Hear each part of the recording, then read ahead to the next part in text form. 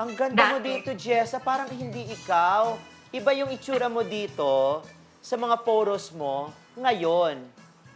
Ikaw ba yan talaga?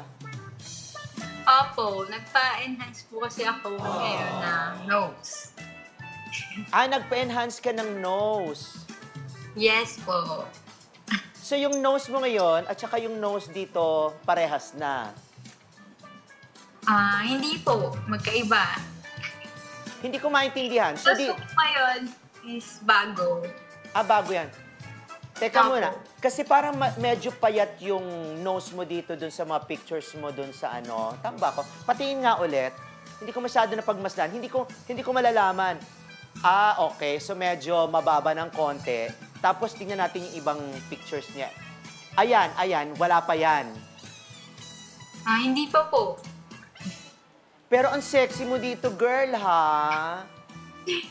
Yung may kasama rin po kasi siyang ang tawag dito, pag mga photoshoot, gano'n may Photoshop, mga oo. Pero- edit na po, gano'n. Oo. Pero teka muna, sandali lang. Bakit po inamin na nagpa-nose job ka? Pwede namang hindi. Wala lang po, parang insecurities ko lang din po na tingin ko baka bagay sa akin, gano'n. Pero nose ko pa lang po talaga yung napa-enhance ko. So lahat ng parte ng katawan mo, dibdib at yung balakang at kung ano man, totoo, natural Wala lahat pa. yon. Anong vital statistics mo, Jessa? Anong sukat ng katawan mo? Ano lang po, 32, 26, 30. Ganun lang po yung vital stats ko. 32? Super, lang. 32, 26, 36. No, 33 lang ata ako sa puwet.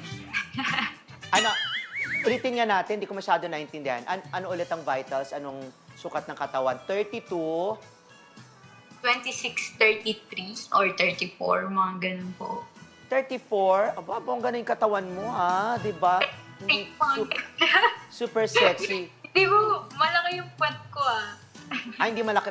Pero may bala ka bang magpa-enhance ng puwet? Parang maganda na. po bala ko, enhance na Enhance lang. Okay. balakang. Ganun. Balakang.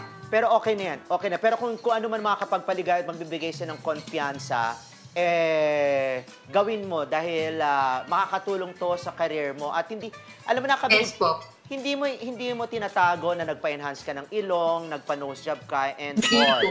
Hindi po.